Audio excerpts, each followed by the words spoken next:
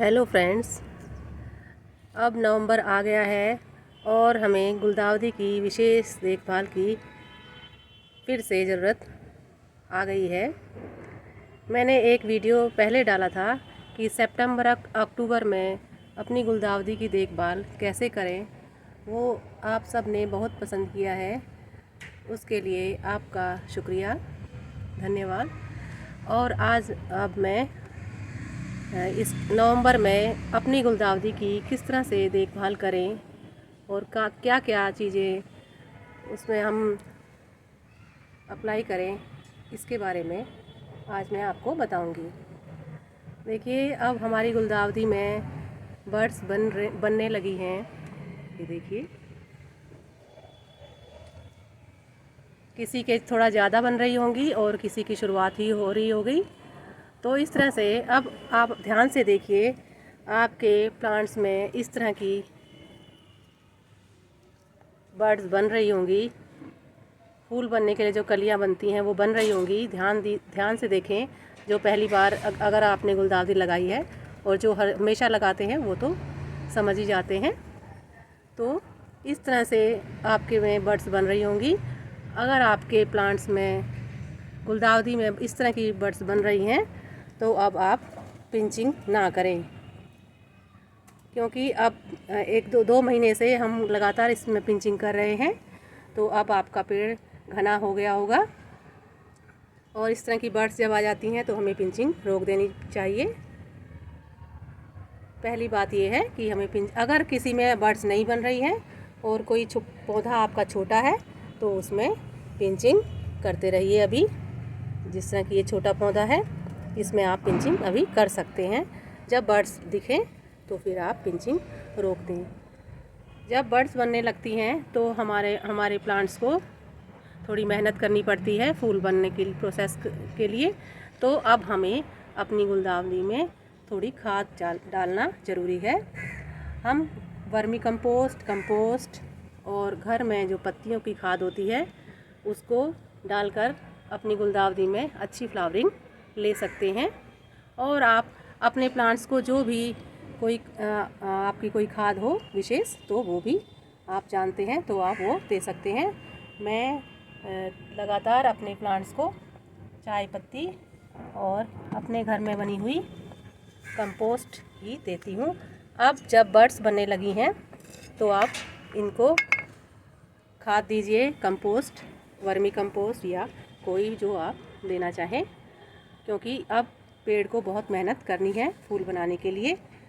और आपका प्लांट अब बहुत बड़ा हो गया होगा। अगर आपने अपने प्लांट को कोई स्टिक नहीं लगाई है इस तरह की, तो अपने प्लांट को सहारा दे दीजिए, क्योंकि फूल आएंगे तो वो फिर टहनियाँ झुक जाएंगी और जब बर्ड्स भी बनेंगी तो उससे भी प्लांट्स आपका झुक जाएगा। इसलिए इस तरह की स्टिक आप लगा लीजिए, जिससे कि आपका प्लांट भार सहन करने के लिए सक्षम हो।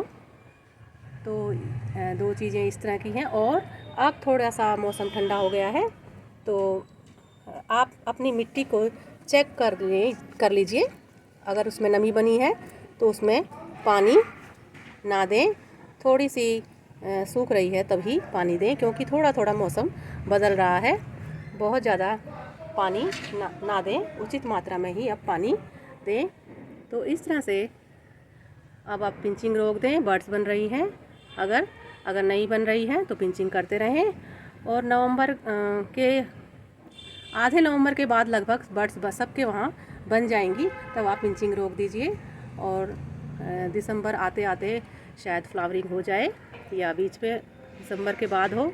ये प्लांट्स पर निर्भर करता है कि प्लांट्स अगर खूब मैच्योर है तो जल्दी फूल बन जाएंगे। तो इस तरह से अब आपकी हमारी गुलदाउदी तैयार है फूल प्रोड्यूस करने के लिए।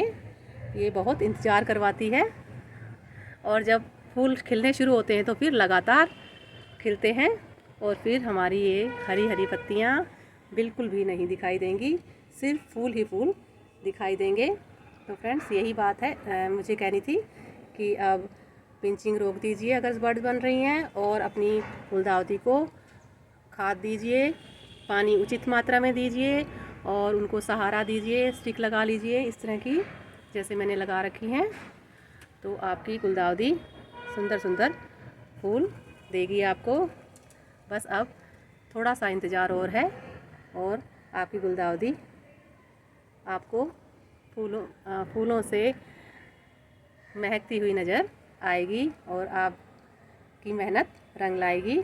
तो फ्रेंड्स, नवंबर में आप इस तरह की चीज़ें करिए और थोड़ा सा कभी पानी में हल्दी मिलाकर भी अपने प्लांट्स को देते रहिए, क्योंकि इस टाइम थोड़ी मौसम बदल रहा है, कई तरह के चीज़ें इसमें अपना इफ़ेक्ट डाल रही हैं। कोई मिलीबग वगैरह ध्यान देती रहिए, कोई सफ़ेद मिलीबग तो नहीं है या पत्तियां में थोड़े काले धब्बे तो नहीं है, तो उसको थोड़ा सा हटाते रहिए और उलट पुलट कर अपनी गुलदाउदी को देखते रहिए। अगर किसी में कोई इन्फेक्शन वगैरह हो गया है तो थोड़ा सा अपने प्लांट को और प्लांट से अलग करके रख लीजिए और उसका उचित ट्रीटमेंट कीजिए, तो वो ठीक हो जाएगी। और वो वाली, अगर वो इन्फेक्टेड कोई गुलदाउदी है, कोई प्लांट है, तो वो दूसरों पे असर नहीं करेगा। तो इस तरह से लगातार अपनी गुलदाउदी का ध्यान रखिए, क्योंकि जब फ्लावरिंग होने वाली होती है तो कई तरह की चीज़ें आती हैं उनको प्रभावित करने के लिए। तो फ्रेंड्स, ये ध्यान रखिए आप। तो यही था गुलदाउदी के बारे में जानकारी। तो वीडियो अच्छा लगा हो तो लाइक कीजिए, शेयर कीजिए और सब्सक्राइब भी कर सकते हैं। धन्यवाद।